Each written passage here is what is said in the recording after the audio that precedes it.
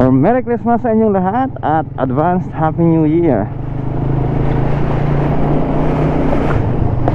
So sa mga nagse-celebrate ng Christmas dyan, I know almost lahat sa atin is nagse-celebrate ng Christmas, maliban lamang sa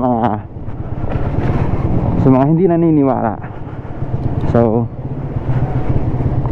advance Merry Christmas sa lahat at ride safe tayo always. Tayo ngayon ay pupunta sa Iloilo City, may bibili lang tayo. So samahan niyo ako guys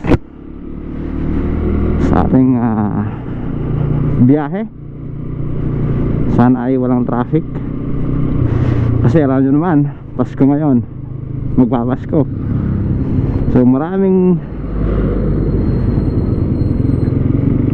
mga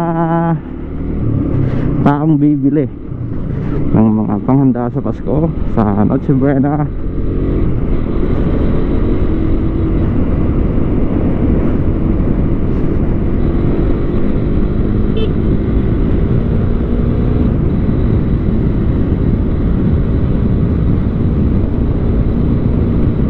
So yun,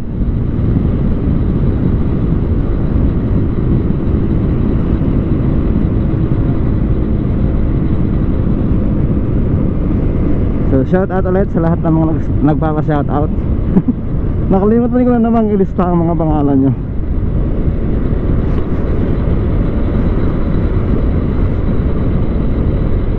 So promise talaga sa susunod na vlog, iisa-isahin ko na kaya talaga yung mga nagpapa-shout out.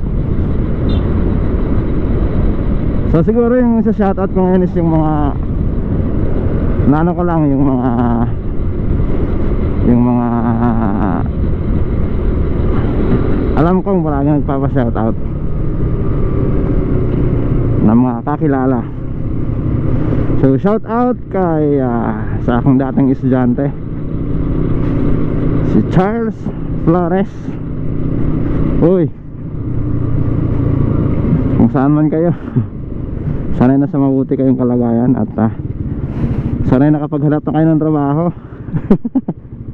Graduate na kayo, uy. Pero alam ko marami kayong mga masisipag tong mga estudyanteng to eh.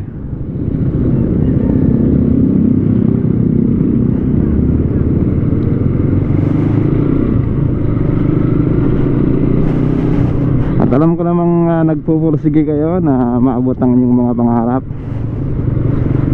So ingat kayo palagi. At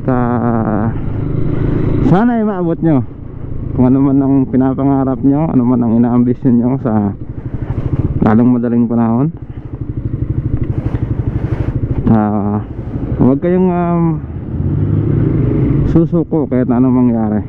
Huwag niyong susukuan ang inyong ambisyon, ang inyong pangarap.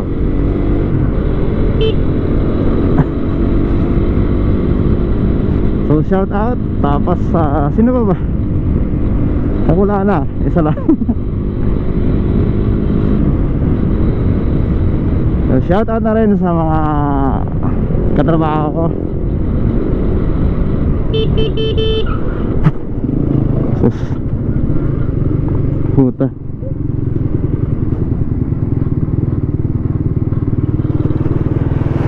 Muntikan pa tayo dun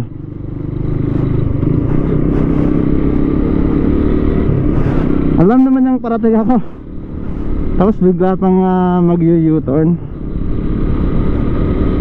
Kamuli talaga. So yan, nag-skid yung ating rear tire. Sumuntikan na tayo dun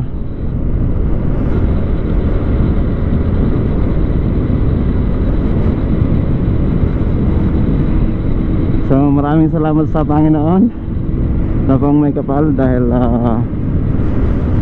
hindi na tayo pinapabayaan palagi.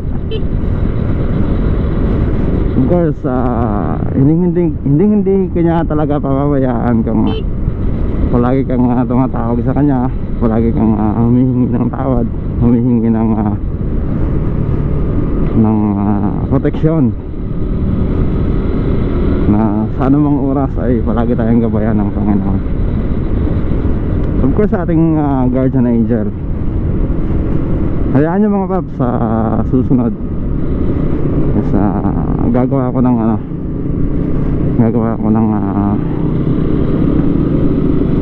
driver's prayer. Wala man lang may share ako sa inyo na panalangin. So before kayo bumiyahe at after bumiyahe.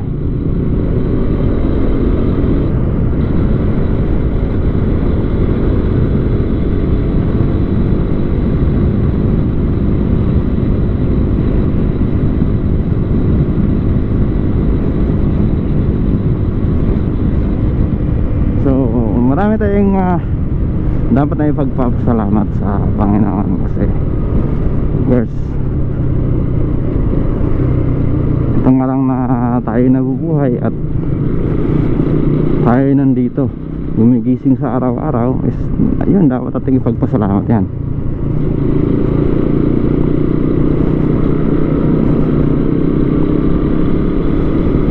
So maraming salamat Panginoon, at gabayan nyo kami palagi. So yun guys, sa mga ganoong sitwasyon, for example, biglaan kayong kinat,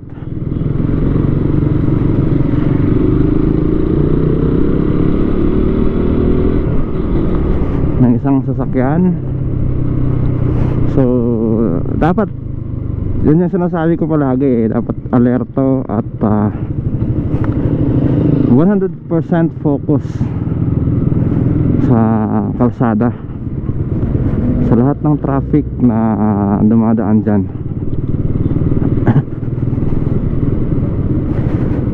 Kasi hindi natin alam kung anong mangyayari.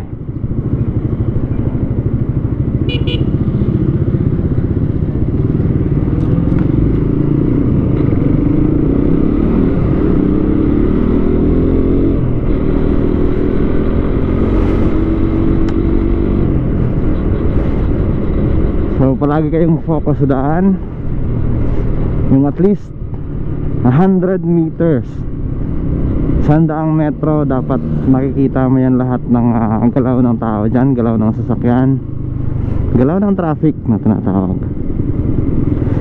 para at least meron kang forecasting, advanced na forecasting o advanced na decision sa kung ano man ang gagawin ng isang driver, isang tao.